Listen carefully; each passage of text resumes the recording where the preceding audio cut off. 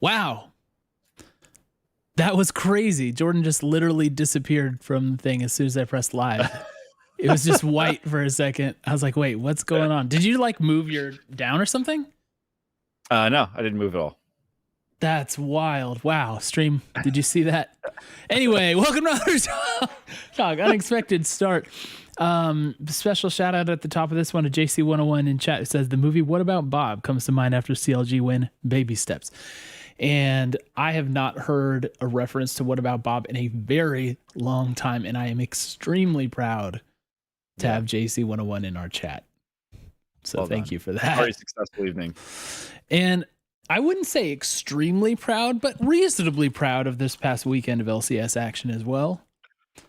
Yeah. Feeling like it's a buildable weekend, right? It's like, okay, that was a lot better. That was respectable. Didn't go perfectly, but it's progress, right? But perfect isn't the aim here, Cole. Eventually it is. Yeah, I mean, you want to be good enough to win a trophy. Yeah. But even then, you don't have to be perfect. You still get 5 games to do it. Isn't it crazy how we were perfect last year, though? It is crazy. And that shouldn't be the bar from here on out. But we were in the past. Maybe we could get back there. Same guys. Well, anyway, it's a new year. It's a new split.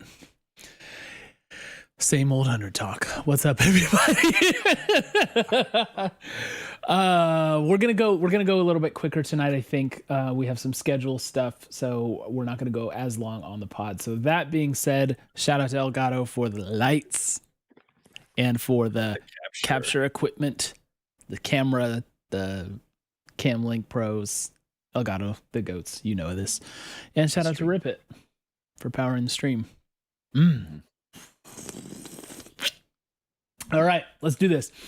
Of course, wanted to start with Team Liquid. So I actually really like that we played Team Liquid first this weekend and not second. I don't know. There's just something about, like, if we played CLG and then had to build into Team Liquid, ordinarily I feel like I'd be fine with that. But for whatever reason, I was like, let's rip the Band-Aid and just start building.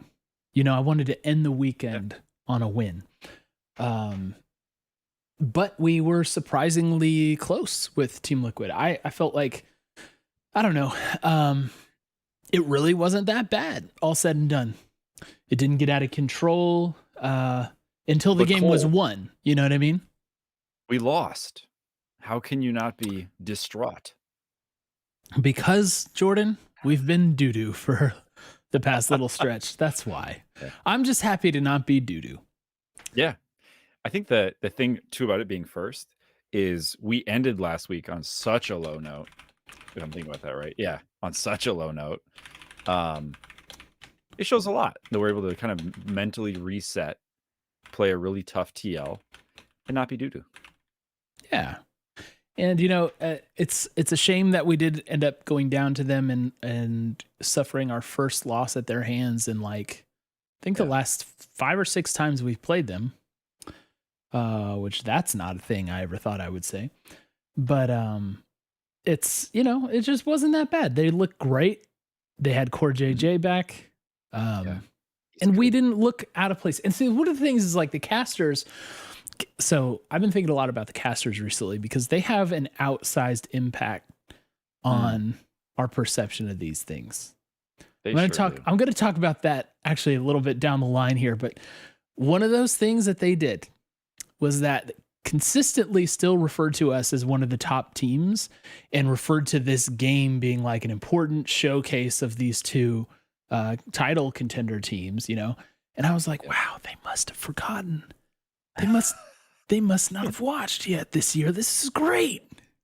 Right. And it was like, oh, okay, this cool. 500 Thieves squad. Yeah, we'll take it, man. We'll take it. Like, you don't just have a short-term memory loss or whatever. And it's got to be part of the story meeting from the week, right? It's like, how are we going to hype up this match? Call them title contenders. Let's pretend the first 4 weeks of this split haven't happened for 100 Thieves. Let's do that. That guy Cole said that they're not title contenders. Quick. Let's just say the opposite. There's like a little section on their whiteboard. That guy Cole. Here's what he said this week. Yeah. How can we refute? Yeah, they were buying into the hype. They're Yeah. still feeling it. Which, to their credit, we played them like a title contender. We played pretty Strangely enough. well. Yeah. Yeah. It You was know? like, like that's what I'm saying. Nothing got out of control. It was like we were down, but like we weren't down badly, and we were working our way back into it. We narrowed the gold lead 2 or 3 times. And I feel like this should almost be the new measure until they delete objective bounties from the game. They should they should use that as a measure of the overall closeness. Like, it's hard to say that you didn't play team close if objective bounties never turned on, right? true. Like, that's kind of That's a good you point. kept it close enough that the game Close didn't enough have to that they try to didn't. Yeah. get you back in. Come That on, it didn't turn guys, on we know you midway got mode. Yeah. it. Don't flame your Here, teammates. You can here's still a get there. blue shell. Enjoy. Yeah, exactly. Yeah. Yeah, so we didn't hit it, and, I think, you never want the badge of honor, but I think it's not just like, moral victory. I think it's a sign that we actually did play them close. It wasn't a blowout. It didn't feel like it was out of control. Now, I mean, TL still did a lot of things better than us, but we stayed in the game, Yeah. certainly longer than we did previous week. And Jordan, just imagine for a second also, Mhm. having said all that we've said, imagine if FBI was playing in this game. Oh, well, I didn't know he was Because available. he kind of wasn't. Was he? I didn't know. I thought there was something schedule-wise came up. It He, it wasn't his he best showing, shall we say? I mean, he just I rewatched some of those fights.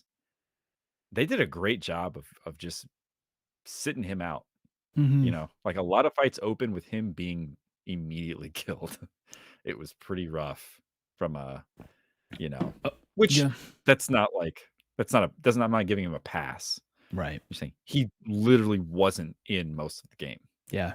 the key moments. And again, more on that later with the bot lane situation. But it's like we drafted this kind of weird comp to split push, as Emily was talking about in like the analyst desk right before the show. Again, there's that outsized impact again, right?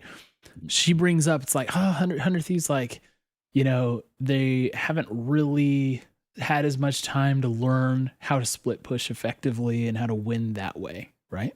And I was thinking, and I was like, yeah, she's right. She usually is right. She's right about this. Let's see what happens. And it's like we drafted, the Rise Tryndamere. I don't remember a split push. I mean, Sorta? I can remember fights. It seemed like in almost every fight, Ssumday was coming from somewhere to join the fight. He was heading there from somewhere else, you know? He didn't Which happen to be there when it popped off.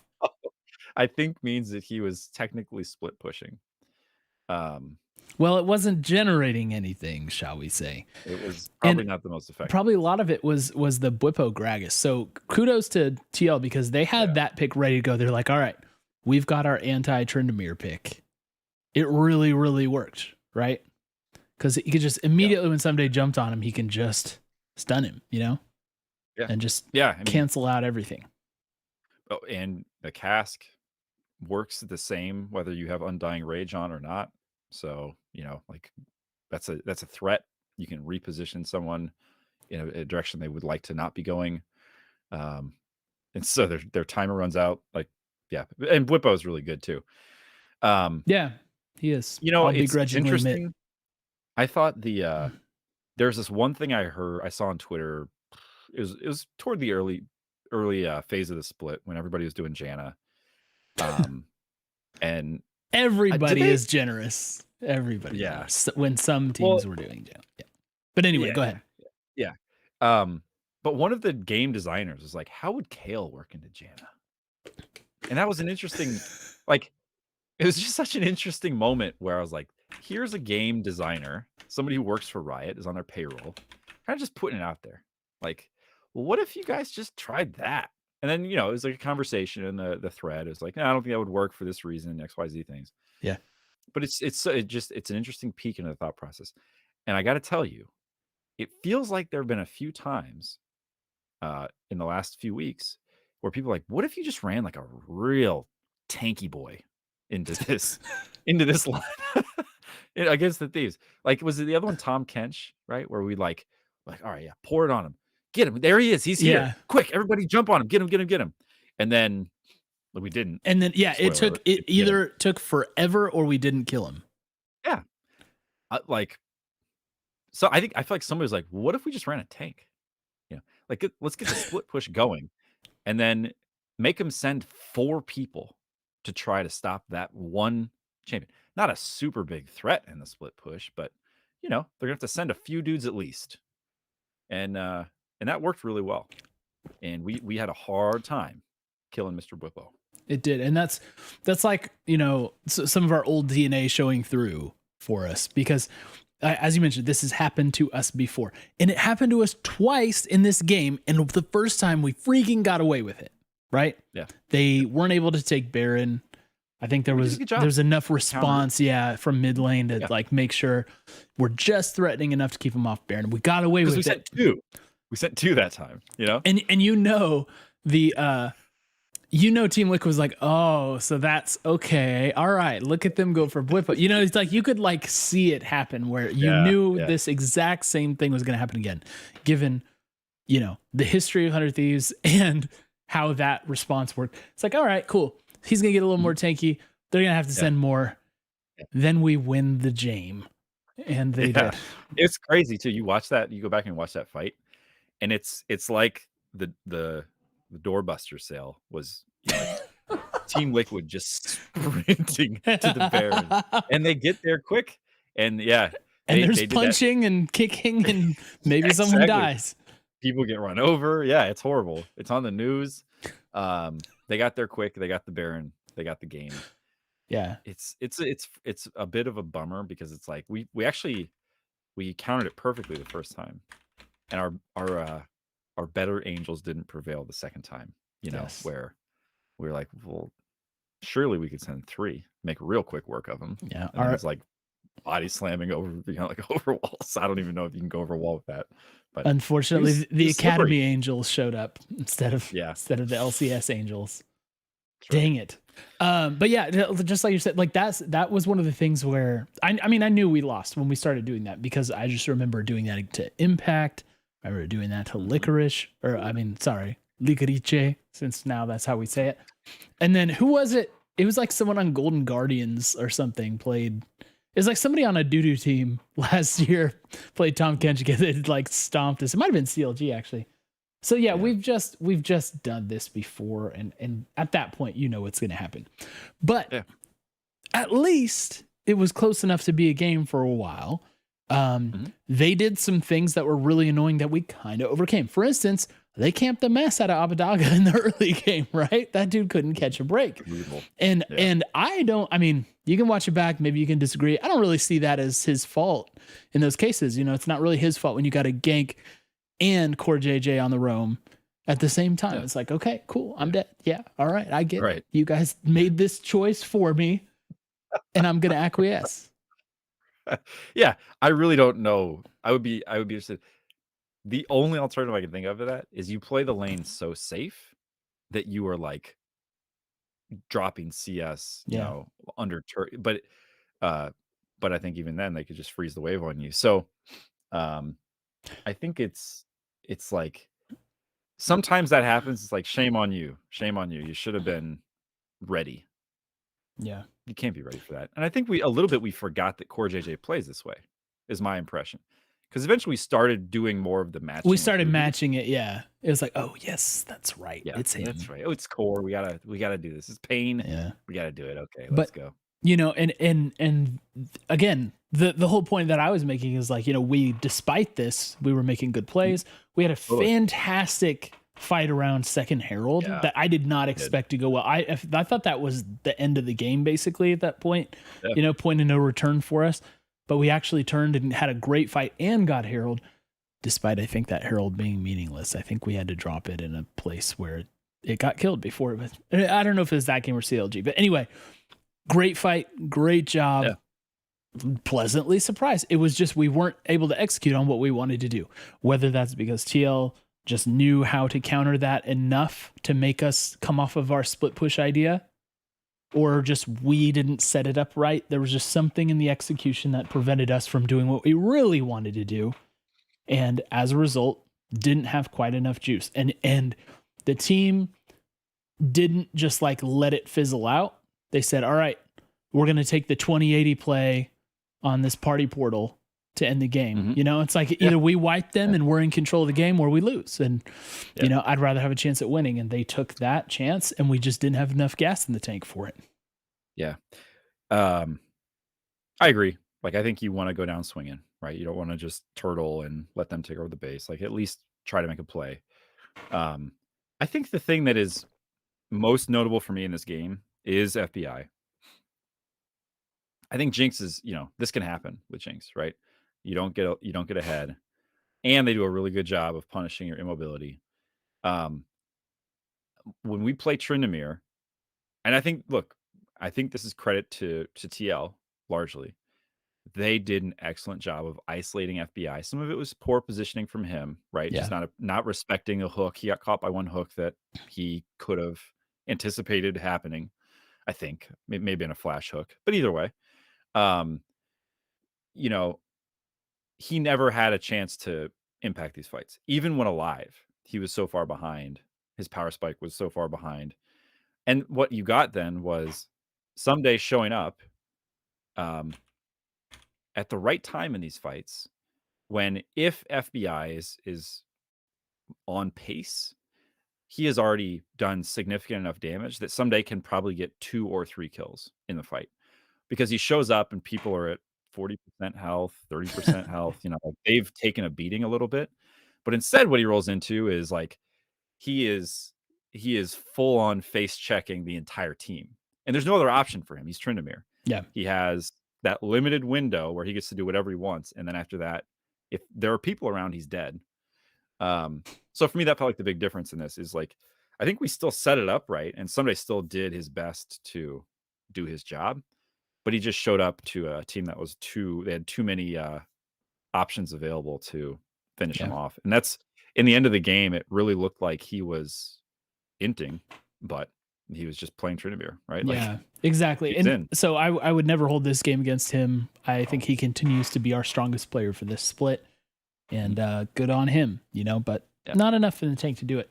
So, it was like, could have been worse, right? I'll take a competitive loss against Team Liquid, especially given what happened over the last 2 weeks. So going into CLG, it's like, all right, look, we showed ourselves that we can do this, and we can kind of find a bit of our form, if not all of it, right? And we just totally calmly outplayed CLG. It was like, I think maybe it's the fact that we have old academy guys like going against us or something, but there's something about when we play CLG where it just does not look like 100 Thieves is at all threatened by them. It's like none of the guys on the team believe for a second that CLG can beat them. So it's just like, no, whatever. We will win this game because we are better. And let's just see in what manner we win. That's what it feels like every time against CLG, and this was no exception. But I'll say, like, the thing that was exciting about this game, it was like slow in the beginning. Like I was like kind of like, it would be nice for FBI and Huhi to get a double kill in bot lane, like they used to. Those good old days, sure do miss them. And then, it just, nothing really happened. It was kind of back and forth, very close for the first, 10, 15 minutes. And then all of a sudden it was just like, you know what? Let's do some macro playing. And we were all over all the time. And it seemed, so someone tweeted this actually. Let me see this. This was JC 101. At some point we need to just rename our listener takes section after JC 101. I mean, very early OGs of Den of Thieves might remember the Keen Lamb corner. Or Keen Tran, excuse me, because it's not Keen Lamb. Keen Lamb's the LCS guy. Yeah, but the Keen Tran corner. That's what it used to be called. We might have to bring that back for JC 101, the perpetual take artist. The take artist. But he tweeted that we were very proactive. It felt like we were doing two things at once the entire game. And that I thought was the best description of it, because every time they had some fight or play by us, at the end of it, they would cut over to us finishing another play elsewhere. And it was just, it felt like, you know, it's like, let's make this cut youthful and lots of jump cuts and lots of action and just spruce this whole thing up. And that's like what LCS was doing. It's like the youth version of LCS. We're just jumping around 100 Thieves, killing. Yeah. And wow, what a good feeling. What a different feeling that is. It feel nice. That's what I'm saying. There's just a confidence against CLG that, you know, I don't know how we could translate that into other matches or whatever, but we just had so much macro outplay in this that the outcome was inevitable. There's no other way to describe it. Yeah, I think, you know, if you compare this to the TL game, I think TL did a much better job of, they maintained a proactive role, and a lot of it was us responding to them, whether it was a split push from Whippo, we had to go chase him down. You know, I think it seemed like CLG, listening to the interviews they did and stuff, like they were anticipating playing through bot lane. Like that was, you know, it's going to be a fight in the bot lane and somebody's going to win. And it's, you know, we hope that it's us. So it felt to me like that was where they put a lot of their early investment. And I think it paid off to a certain degree. Like it was a little close early on. Yeah. And I think that first gank, maybe they ended up with a double. We got one maybe or something like that. I think it was a 1-1 trade. From there it was, and I think this is just kind of it's like Ssumday he's better than Jenkins. Sure. Closer's better than Contracts. Abadaga's better than Pal. You know, it's like a little bit of that. But Closer showing up in all these different places meant that we had problems for them, not just in the bot lane. Like they would have loved for us to just kind of take some time away from the rest of the game to focus on bot lane with them. But instead, Closer just kept jumping in behind people and killing them, or assisting with the kill, because he ended up with 2-0 and 7. Like he was getting the team ahead, which felt great to see. I'm glad you brought up the kill score, because that was actually something that I thought was indicative of how we won this game. It was not a close game. It was not a long game. And it wasn't a high kill game. Yeah. So you know what that means? It means we just outsmarted and outplayed them, right? We just we're playing chess while they play checkers. Like that's how those games go. So what? Yeah, it wasn't this dominant, lots of fighting, 100 Thieves just crushing through the fights or whatever. No, it was objective control. It was map movement. It was playing to our win conditions. I'm going to sneeze real big, so I'll turn it over to you while I mute myself. I'll take the rest of this, which is, you know, it's interesting too that you say that, because it's like, look, to dissuade someone from playing an objective, you need a kill, basically. Yeah. You need to imbalance it to the point that it's not a good idea for them to challenge it. And I think that we were at Soul Point at, I think, 18 minutes. And then they got one. They got one of the Drakes between there, so we didn't get Soul. Yeah, at some point, right. 5 minutes later, whatever. But still, like, we had Soul at point at 18 minutes. I don't know what the kill score was at that point, but I think it was before 18. I think it was like 17:45. It was like, I go, okay, cool. We're gonna get like 22 minutes Soul. Yeah, we ended the game with 11 kills. So I think it was just like, I think you summarized it well, which is we just played smart.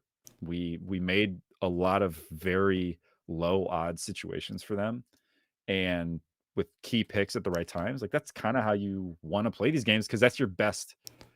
Like it's actually a much better odd if you can grab a pick before an objective, rather than trying to smush the two teams together and, you know, 5v5 hope that you don't get an inopportune team fight, right? Somebody gets a lucky ult off or something like that, or Viego gets a reset and then the whole thing is shot. Like, play your picks. Yeah.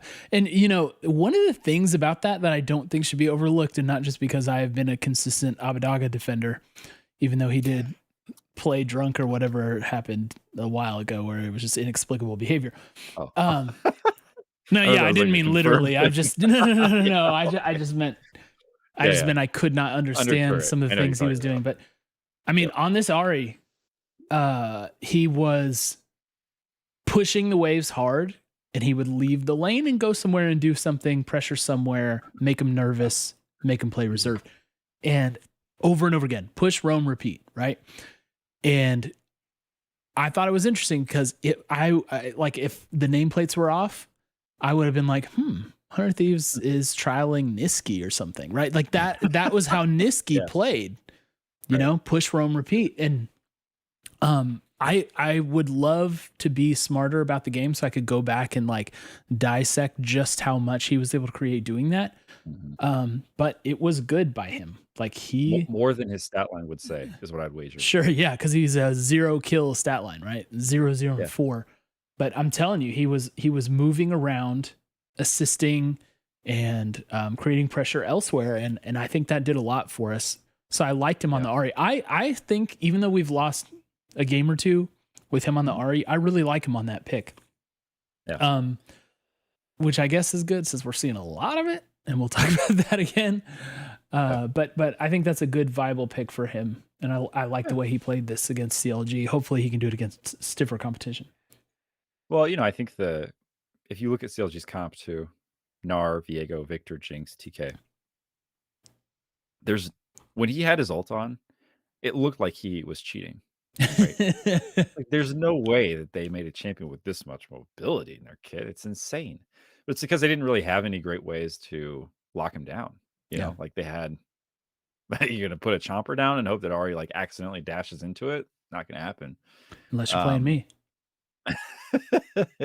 Or you get the little like energy dome. What is that thing? Gravity field from Victor. Oh, Like from Victor. she's Yeah. leaving that. She's Yeah. gonna leave that. It's not a problem.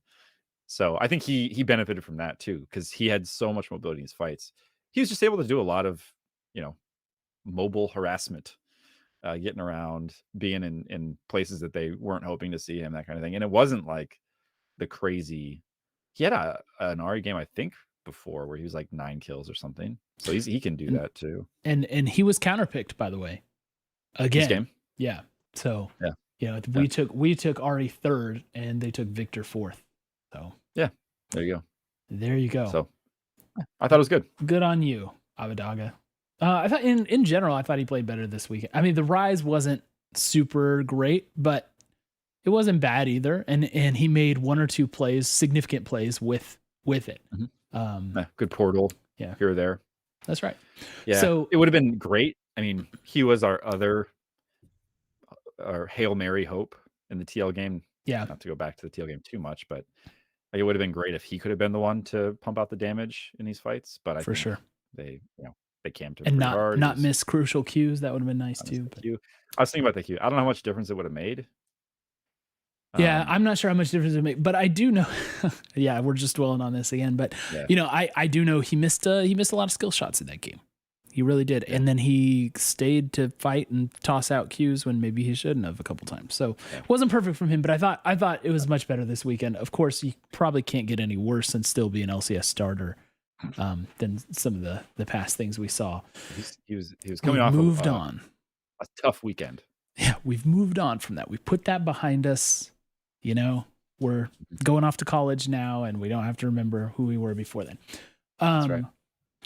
And then just one final thing about this game. I mean, you mentioned what Ssumday attempted to do with Team Liquid, where he goes in and he fights, and then if he gets out, he gets out. But a lot of times, if you don't have the strength, you don't get out. In this case, he literally took a 1v5.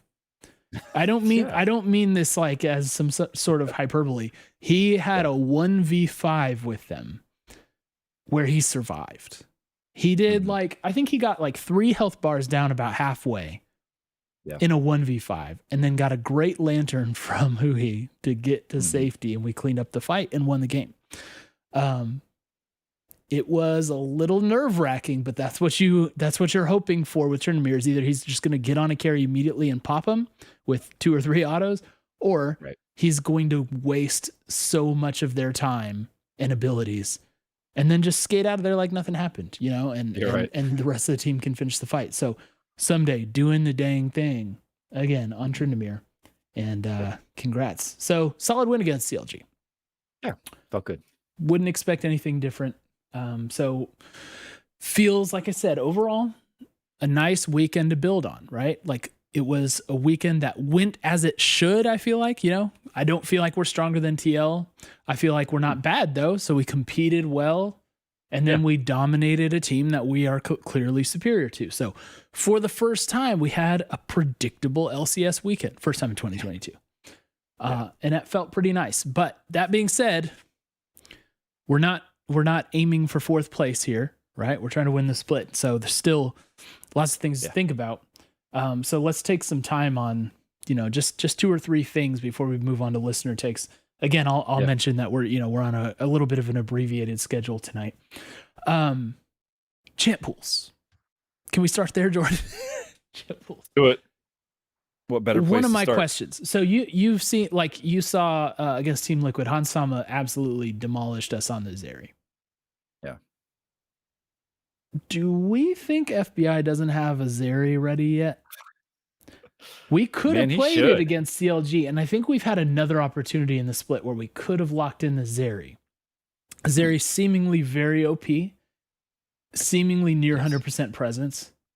Yeah. And we did not take that opportunity. Yeah. Do you know, so FBI, if you look at what he's played so far this split, he's got Jinx. Yeah. So I was thinking about this when draft happens and it's like they start hovering like ADC picks. I have the old Duel of the Fates song from the first episode of Star Wars in my head, just Jinx up Philios, Jinx up Philios, Jinx up Philios, Jinx up Philios. Because I know it's gonna be one of them, right? Yeah. And he's got 5 games on Philios and 4 games on Jinx. That's seemingly all we play and all we pick anymore. Now, I think in general, the bot lane meta is dookie because there's just it's just the same thing every time, and it's like maybe you'll spice it up with a Jhin. Zeri's usually banned out, so you don't get Zeri, or if Zeri slips through, it's played by everybody apparently except us. So FBI had a Jhin game where he won, by the way, and a Senna game where he won also. So Caitlyn. I don't have a Caitlyn game for him that was lock-in. I'm looking at his picks for the actual split. 40% win rate on Aphelios, 50% win rate on Jinx. And then he won the Jhin and the Senate games. But man, it feels limited to me. And again, not something I'd expect necessarily from this guy. Yeah. I do think, as we've mentioned before, that because it's a group effort down in bot lane, they haven't really been able to figure things out in the same way as before. In fact, someone drew my attention to the post-game interview from CLG with Huhi, and this is a direct quote from him. He said, "Me and Vic cannot generate the same lead in the bot lane anymore." We've talked about the TP changes. I think the meta has been more difficult for these guys, but also they just don't feel the same right now. Yeah. So lots of things like going in the wrong direction down in bot lane, and it would be nice if we had something like a Zeri to pull out, to kind of switch things up and to have another threat to account for on the horizon. Well, I don't know enough about League to know where Zeri's power spike is, and maybe she's also kind all of like levels, all items, all every level, all levels 1 through 18 is approximately her power spike. That's like the Summoner's Rift power spike. Yeah. Thinking of Hansama, he hit that triple kill at the end, and he was free flowing through that fight. So I don't know, but I do know that Jinx and Aphelios they're playing for the late game. Jinx Aphelios, so Jinx Aphelios. That's never gonna leave my head, by the way. Now we're in. I wish they would do the Duel of the Fates now for the draft. Yeah. You don't expect for those 2 champions to be able to crush lane, like in the same way, right? Like you're waiting for a little bit later in the game. Yeah, they spike later, right? Yeah. But I should say scale later because it's not a spike. So it would be nice. It would be nice if we had I think in general, there is consensus that we look like a better team when these 2 are able to generate leads in the bot lane. So it's concerning that he is saying that. Because it's kind of that was a little bit the secret sauce. It wasn't a secret. Everybody knew the recipe, but it was what we were serving every game. I would love it if we could find a way to get that back. And maybe some of these new, 100% ban rate, widely regarded as OP, brand new champions, giga busted. Like, yeah, start there, try that. So I don't see why we're not doing that. You know, in a simpler way of, or maybe not simpler, but a different way of explaining the same thing is like, look, if you are drafting against us, you can basically control what we play in bot lane now. It's very predictable, right? So if you can, if you're like, okay, we want to play Jinx, all right, you can do that. You can take the Aphelios, you can ban Jhin, Caitlyn, and you can get exactly what you want. Yeah. You know what I mean? Like, it just feels like there's no there's no like question mark for the other team. It's like they know what they're getting at this point. And it used to be that you kind of knew what you were getting, but what you were getting was a beatdown. Yeah. Right? So it was kind of okay. Yeah, predictably. Predictably, we are going to get slapped by these guys. And now it's not like that. So it's kind of comfortable to draft against us, especially because we're saving Ssumday for last, you know, so you know we're going to do it. We're going to do it early. So that means you don't have to spend your 4th, 5th bans on us, you know, to get what you want either. So I don't know. It's not the best, and I hope they can figure it out. Whatever is happening. Yeah.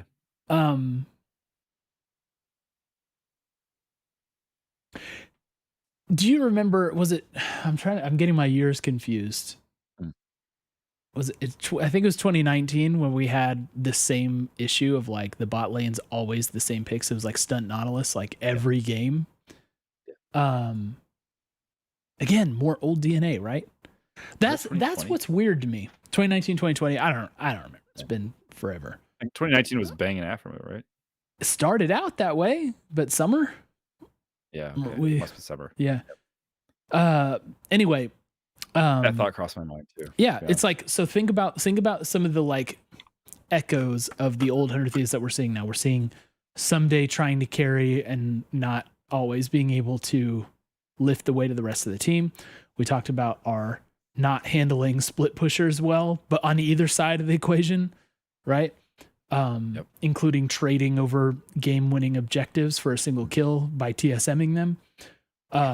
We've got the same bot lane picks, right? It's like, there's some uncomfortable things about, and we're having like kind of mid lane uncertainty in some situations. Not the same. It is not the same degree as before. Go easy. But still, you know, there's a lot of the old stuff, and that's what I wanted to shed by winning the title, right? It's like, you remember when we won the title, it's like, this feels different now. We're a different team with different history, different habits, different players, except for Ssumday, the GOAT. But now it's like, I hate seeing those like pesky old things we used to talk about show up again in this team. So hopefully we'll be able to root it out. Yeah. And you know, on the other side of the spectrum, you have us playing FBI on Lee Sin. So it's like, what has been the change that has led us to the point where we have what feels like a very comfortable and predictable short list of champions that we want to play versus last split, where we seem to kind of just go all out trying stuff. Yeah. And I'm not saying that that's what we need to get back to necessarily, like, oh, let's just put him back on Lee Sin. You know, it's the easy answer here. But it's just a very different mentality between, we're going to literally have our star ADC player on Lee Sin to Jinx Aphelios. And styling on Lee Sin, yeah. Yeah. Okay. Exactly. So that's maybe we put that in the maybe this is a thing segment, right? Is it, maybe this is a thing. It's a thing. Old 100T is back, baby. But the other general thing I want to touch on is Jordan. We finally got ourselves an update on Tenacity. Yes. We finally did. And big news. What did it take? It took someone asking what is going on with Tenacity in the Reddit. And PapaSmithy came out and answered this. So that's literally what it was. It was like, what's happening with Tenacity? And I'm going to read the full PapaSmithy response, okay? And then we can talk about it. It says, Tenacity is still fully integrated with the LCS squad, attends match days with the team, and is currently working with the squad to turn around our recent poor form. He said this before the games, by the way. While I personally, just like our fans, would love to see him earn starting LCS time, Ssumday has been having the best split of his career since winning LCK Summer 2015 MVP.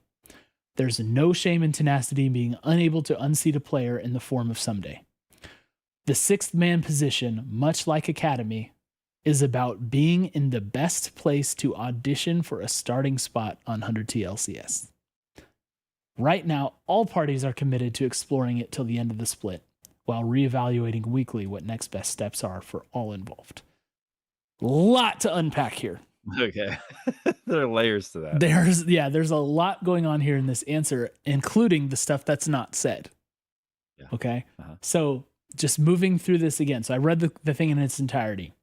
He says Tenacity, and by the way, I know like Papa sometimes listens to podcasts.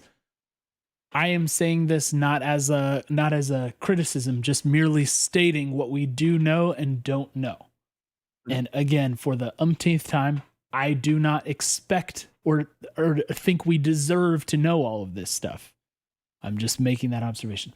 So it says Tenacity still fully integrated with the LCS squad. What in the world does that mean? I think if I'm trying to, if my goal is to provide the most clarity about the situation, I'm going to tell them what Tenacity's weekly schedule is. He plays X amount of reps with the team. He scrims with them in this position. He plays with our 100T guys there. He plays with our academy guys here. Whatever. He is an 11th guy between the two squads. So how does that work in, right? Mm-hmm. Are he and Ssumday splitting? What's the percentage of them splitting their reps with the actual team? What does it mean to be fully integrated with the LCS squad? I have no idea what that means other than he's there, right? It says he attends match days with the team. And look, people in chat are talking about this, like saying like, oh, scrims, VOD review, 1v1 with Ssumday. Okay. All of that, first of all, you could make an assumption that those things, some if not all of those things are happening, right? But how much, right? How extensive is that? How much of a chance is he being given? What is the schedule? Like, that's what I'm saying. There's wildly different answers and possibilities for this. So no one outside of the org should be pretending to know what he's doing unless they've said it somewhere where I've missed it. And if they did do that, please let me know. He attends match days with the team. Cool. I get that. Currently working with the squad to turn around our recent poor form. I don't think that really means anything other than he's continuing to play a part in, whatever part that is. Hard. Right. Yeah. Yep. Now he says, I would love to see him earning starting LCS time, but Ssumday is having the best split of his career. So it's like we get some clarity on the philosophy here. It's like we don't want to mess with Ssumday right now because he is playing as good as we could hope him to play. Yeah. So how are you going to start him? So that means it's not simply about getting experience to Tenacity, and that is a pretty definitive answer. If the goal was give experience to Tenacity, then he would be playing regardless of how Ssumday is. The goal is to win. Yeah. The goal and this statement makes that clear to me. Mm-hmm. We're playing Ssumday because he's playing the best. We're not going to sacrifice that in the name of getting Tenacity stage experience. Okay. Yeah. And he says there's no shame in Tenacity being unable to unseat a player in the form. So he's like, and that's totally fine, right? Because you can be really good and still not be better than this Ssumday. So that's no disrespect to Tenacity. Then the last paragraph. The sixth-man position, much like Academy, is about being in the best place to audition for a starting spot on 100T LCS. So again, reinforcing this idea, this is not, we're going to play him for stage experience. This is... Or I would say, I mean, does that also narrow the window on, like, you have a sixth man with specific things you're going to, like... Hey, this is our split pushing lineup. Right. That to me does not mean that that's the plan, which is interesting because reading the subtext of some things Reaper said earlier on in the split and before the split, it seemed like he was leaning in that direction because he kept referring to these players as cards to play. Mhm. right? But this statement seems to be focused on, look, we're about the best player is going to play. Right. Period. Right? Which I respect. It's, that's why I say 5-man roster. Just roll with it for the split. And then he says, right now, all parties are committed to exploring it to the end of the split. So not the year, but the split, while reevaluating weekly what next best steps are for all involved. So that's leaving the door open for this experiment, this 6-man thing, to just stop during this split. Okay. Now, if it did stop, I think we're to take that as he's not fully integrated with the LCS squad anymore. Maybe they move him back down to academy or trade or trade, but I don't think they would, to be honest. But move him back down. Just break that he's on the LCS team schedule, right? So that could happen this split. And the only like soft commitment they made is to the end of this split. So it seems like they already feel like this is not going to be the deal for summer. Now, he did not say that, but that's just like the way that I read these words, where it's kind of like Ssumday's playing really good. We said we're going to give this a shot to the end of the split. Yeah. And it is also clear that they are talking to Tenacity and making that as a joint decision. He said all parties are committed to exploring it. So it's not like we're going to make him do this. It's he's in agreement to do this, right? Yep. So I think like we get some clarity in the form of this is about who's the best, not getting stage experience. Yeah. And then we still don't know though what Tenacity does during the week. If that's like the final piece of the puzzle, then I think we could make maybe more informed opinions on, if he is being developed or if it's basically like, no, we're good for now. I think this does tell a lot though, right? So, because we as recently as a couple weeks ago, we were like, and I even said, I think we're going to bring Tenacity in. I was wrong. I said, I think we're going to bring Tenacity in. This is when we were kind of in our first stumble. Mm-hmm. We're going to bring Tenacity in, and I think we're going to lose. It provides clarity on the strategy behind this, which is good. That's what we want to have. Mm-hmm. Because then we know that if Tenacity comes in, the team believes that he is better than Ssumday at that moment in time. And potentially for that specific matchup or after a bad week of scrims, like whatever. So now we know that. And I think that it makes it that much more dramatic if Tenacity plays. Because as fans, we have to, clearly PapaSmithy has the same read on Ssumday currently as we do, which is he looks great. He looks really good right now.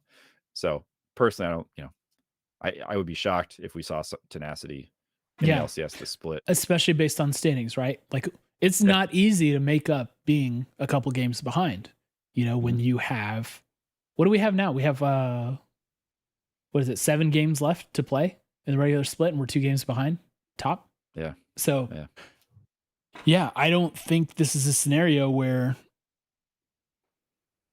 oh wait, we might even be 3 games behind.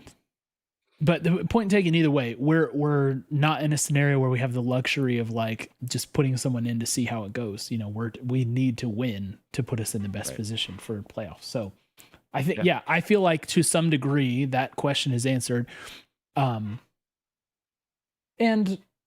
given, so my concerns about a 6-man roster, right, that I've talked about, I mean, given the fact that Ssumday is playing super well right now, I think that we can kind of cross off like the risks of damaging him as a player or stressing him out or whatever, right? Yeah. We can kind of say, okay, that's clearly not seeming to be an issue. He's playing really well, and that's great. Mm-hmm. So that alleviates my concern about that. Because it's not like, he's starting to suck because he's not getting enough practice time or not enough reps or whatever, Yeah. So I think we're good there. And then my other concern is just, ruining the rhythm by rotating players back and forth. That also is not being done. So as someone who is against the 6-man roster idea, I'm very happy with this answer, because to me, it's like, okay, cool. I as a fan, with my own, perception of the situation, my own preferences, I'm going to get my way unless something drastically different happens. Yeah. And I think the other thing it communicates is that at some point they had a belief that Tenacity could be better than Ssumday, which I think says a lot about Tenacity. Mm-hmm. And they potentially probably still have that belief. Yeah. I mean, like, just time frame, not on a week-to-week basis, more longer term, probably. Mm-hmm. And also potentially the extent to which they were concerned about Ssumday's form at the end of last split. Which, yes. We talked a lot about how he turned it on for playoffs and we won the championship and all these things happened. But before that, he was definitely struggling. So it's interesting. I mean, I think it tells you a lot. I'm glad that we got that comment. Mm-hmm. And it helps. I think who knows where it goes from here, but if that's the approach that they thought would be best, I mean, I guess you would need a talent that you felt was as strong as Tenacity in another position to do this again. But I don't know. I don't know how much of Ssumday's current form is to thank to this setup, but it certainly, I'd be looking closely at that, because if this is something that with the right people, you can have somebody having the best split they've had in quite a long time.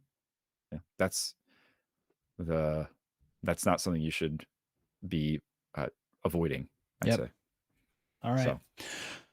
Well, let's since we're close on time here, let's start ripping through listener takes, and then we'll go to predictions and close this thing off. So I already mentioned JC101, the constant taker, but he also said that the team showed a lot more restraint in the CLG match than previously, especially closer.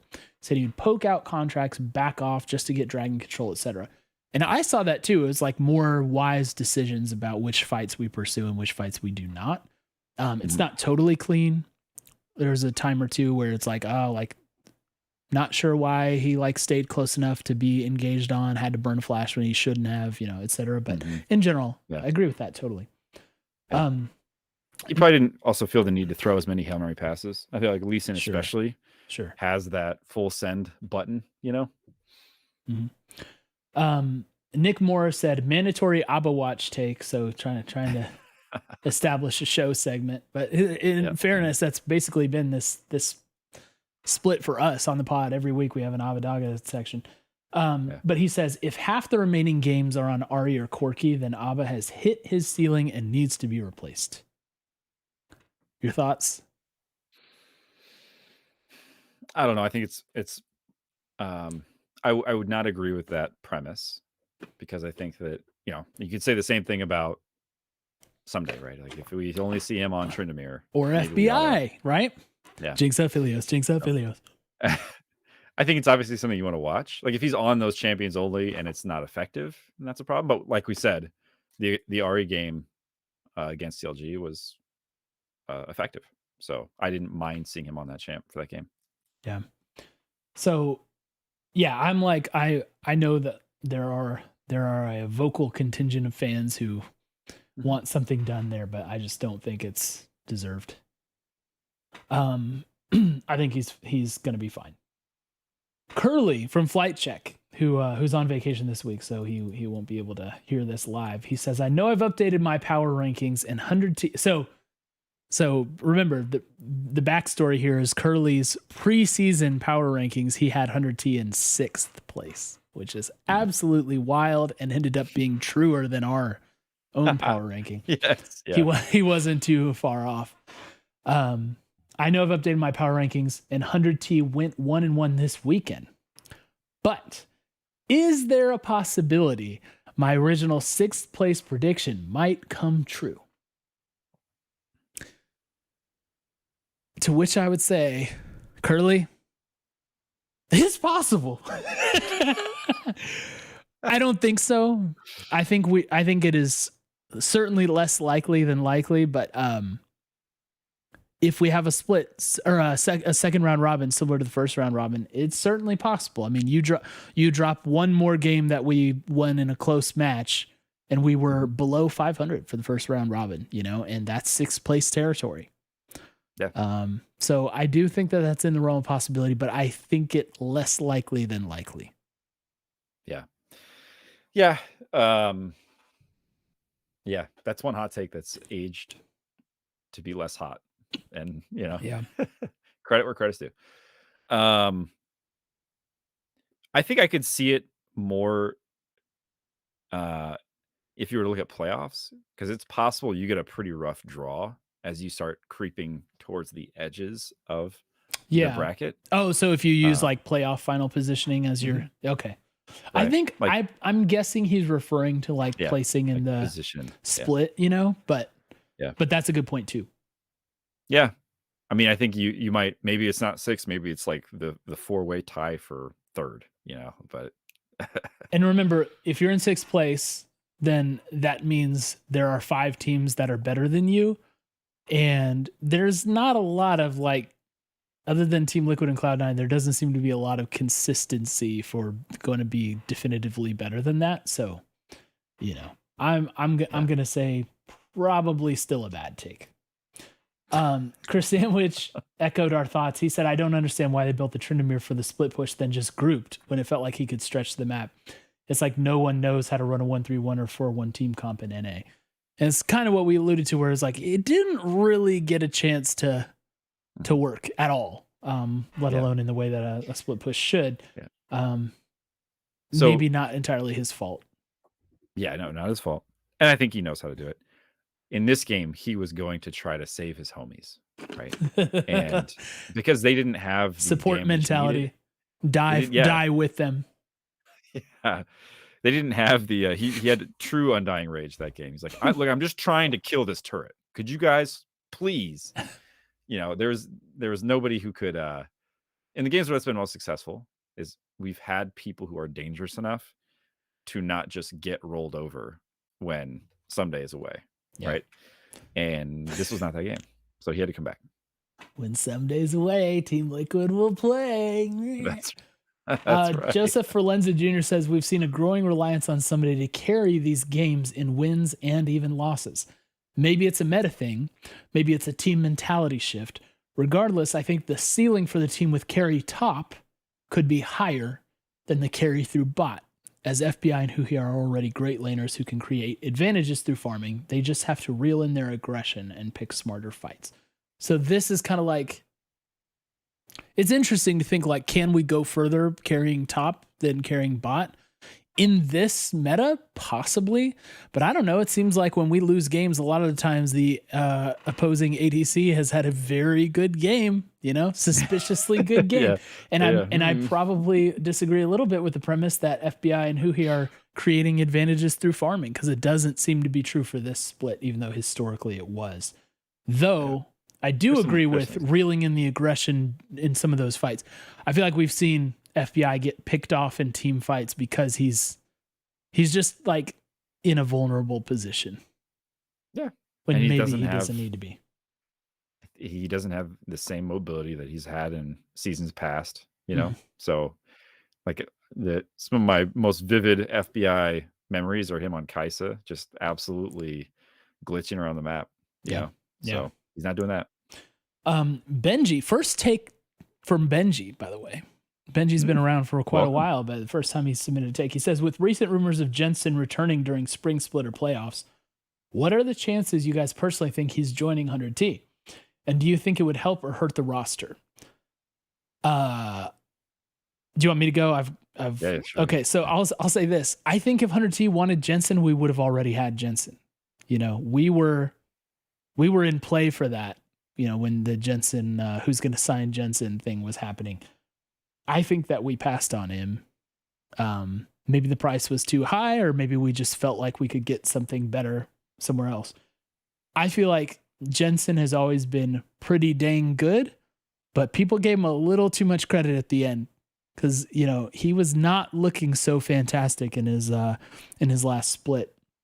So I don't say that disrespect him. I think he's been a very like solid mid laner. He's obviously had good success internationally. But I just don't think that's the move. I don't think he's the same guy, and I don't think that that's a demonstrable upgrade. So yeah, I will say this, and Bamtide called this out. He's cheaper now. If he's taking a split off, he's a free agent. Everybody passed. Either the price was wrong or people didn't like what they saw in tryouts, whatever. If he's cheaper and he becomes a domestic option at mid lane, I think there are going to be a lot more people who are looking. 100A Jensen, right? That's the question. Do you put Abadai? If you're going to pick him up, I can't imagine he's going to agree to play Academy. That doesn't seem likely. He'd probably rather just continue to not be in professional league. That feels like a real stretch to have Abadai in Academy. Yeah, I don't think Jensen is coming to 100 Thieves. I'll answer the question. The take. I don't think he is, but I wouldn't be surprised if somebody picks him up because he's probably, with the time away, probably refigured his asking price a little bit. Yeah. Bamatide88 asks us, what champions do you guys want to see us play? Zeri, Hecarim, anything other than Jinx Philios in the bot. Anything else? The problem is I don't know what's good enough in the meta, largely. So I can't. No, Zeri is my answer, and yeah, just because I know it's good enough. I know it's definitely good enough to see the limelight. Yeah, he brings up mid lane. He's Bemtide's in chat right now as we're asking that question, and he asked about mid. I mean, Abdog has actually played 6 champs so far. He's played Corki, Ari, Rise, Azir, Twisted Fate, and Victor. So we've seen a lot. Maybe some more Victor games I'd like him. By the way, his one Victor game, 17 KDA. 17 KDA. Really good game. A lot of damage. But he's playing, he has pretty good champ variety, and I maybe I'm not thinking of something obvious, but off the top of my head, I don't think there's like a glaring pick that we have not been using in mid lane. To be honest with you, based on the way we've been playing, I think if TF still is in the meta, if they haven't, nerfed him out of it. He got banned against us. So yeah, I think that would be, that's a champion I'd like to see, because I think it might allow us to, shore up some of the lackluster bot lane pressure. And if you've got somebody like Ssumday splitting, drawing pressure, and then they try to bring somebody to answer, and you can actually get a kill out of that and not just survive it by bringing in a TF. Hey, that's not a bad thing either. So I think that could fit well with what we're doing right now. He asked about LeBlanc. Yeah, I wouldn't mind a LeBlanc. Galio. Bring back the Galio. I'm sure it's not in meta. And does he... I can't remember him playing Galio as well, but you know who can play Galio? Ryoma. Oh, and Ryola. Demonte too. Yeah, that's good. Remember that Ryoma fight, that Ryoma team fight in bot against whoever it was in our top plays of that year list. He freaking popped off. It was like one of the best Galio fights I've seen. Anyway, what is next? I think we have 2 more. Crockpot says, I'm tired of talking about ABBA. Me too. Yep. And I think a lot of it is unwarranted. He says, our bot lane has struggled since the TP nerfs, duly noted by our podcast. I also want to turn back to one of my old takes in, quote, top teams will eventually figure out our one strat we are good at and punish us for it. Interesting to say that, because against Team Liquid, we played the split push strat, right? I don't know, like Ssumday on Tryndamere kind of seems like one of the strats to watch for us, right? And obviously that's like a split push angle, but he like it hasn't really been played as a full split push. It's been played mostly as like a find picks after creating pressure. I don't know. It didn't seem to not a lot of plays come to my head where it's like Ssumday is taking tier 2 top while we're fighting over drag. Like not a lot, and maybe it's happened, just not a lot of that comes to mind. It just doesn't seem like the way we've done it. He's the assassin Tryndamere. Yeah. So he shows up and gets a couple of kills. So so that being said, we played against TL. I think the strat that they maybe figure us out is our Jinx Philios or something, just like our strat is that, bot lane isn't what it used to be. I don't know. It's hard to quantify what that is. I wouldn't be able to say exactly what our play style is definitively, especially like what our good play style is. Yeah. I mean, I think we've taken some L's on scaling team fight comp, and so now it feels like we're moving into something different. And yeah, I think that's, for me, the risk is, or the concern is, that you dwell too long on one strategy. Not that maybe that they figure out how to beat you, but that you are too easily prepared for. sure. Right. Yeah. And it felt a little bit like TL had the Gragas top ready, and I think that ended up being a huge difference maker for us, because they had a pretty good feeling that we'd probably bring Tryndamere out and all the rest. And just as JC is saying in chat, the Shen split push could be an interesting thing to see. So that I think that could be an answer to Vamtide's question too. What champs do we want to see us play? If you remember, the Shen pick during lock-in was sick from Ssumday. Mhm. It was awesome. Yeah. So maybe bring that back. Could be fun. Could be nice. Yeah. One more take. Real Connection said, I found the answer. There is only enough championship aura within 100th T for one team at a time. So last year, the LCS had it, and the Valorant and COD team sucked. This year, the COD team has it, and the Valorant and LCS teams drew the short stick. I think we found our true answer. So the question now becomes, question for everybody's homework for the pod is to think about, how can we increase our championship aura? Is it the Attack on Titan drop? There it is. That's the one. Is that how we do it? We got to find some way, but I'm liking this analysis from Real Connection. So shout out to him. All right. Coming up this week, we take on Golden Guardians 5 and 6 on the split. Last week, losing both their games to C9 and TSM. That's a rough loss. That's a rough one. Jordan, do we win? Yes. Yeah, I think we win. Yeah, I think we win as well. I mean, Likarice he's got that thing he does. Pride Stalker's got that thing he does. Yo, we have silenced Likarice this year, though. It's true. like, no, we're tired of it. We're done with it. We're not going to take it. But a Blaze Olive has kind of been problematic for us. So if there is going to be a thing, I think look at a Blaze Olive, but I don't think they're strong enough to take us down. A little bit of a heat check, right? That's probably not the right exact well, phrase. What I would say that about is FlyQuest, which is our Sunday game. Sunday game against FlyQuest. They were 2-0 in the past week, but taking down the mighty TSM and the mighty Dignitas. So 2-0, maybe false sense of security. On the other hand, they've been dominating us this year. It has not gone well against FlyQuest and the Flight Check crew. Jordan, do we win? No, I don't think so.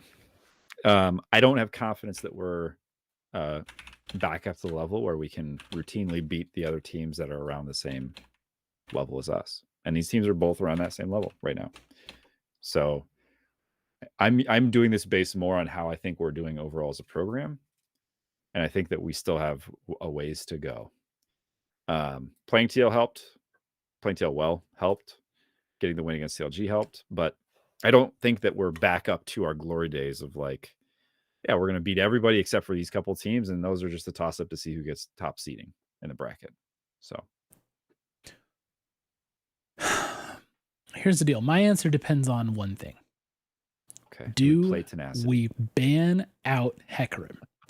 If we ban out Hecarim, we win this weekend against FlyQuest.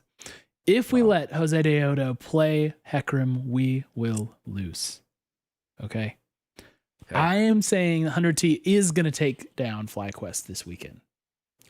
So, 2-0 week for us. We're going to ban Hecarim. We banned it against, was it TL that we banned it? But one sec. No, it was CLG. Yeah, we banned it against CLG. Because it was already banned by Team Liquid when we played them.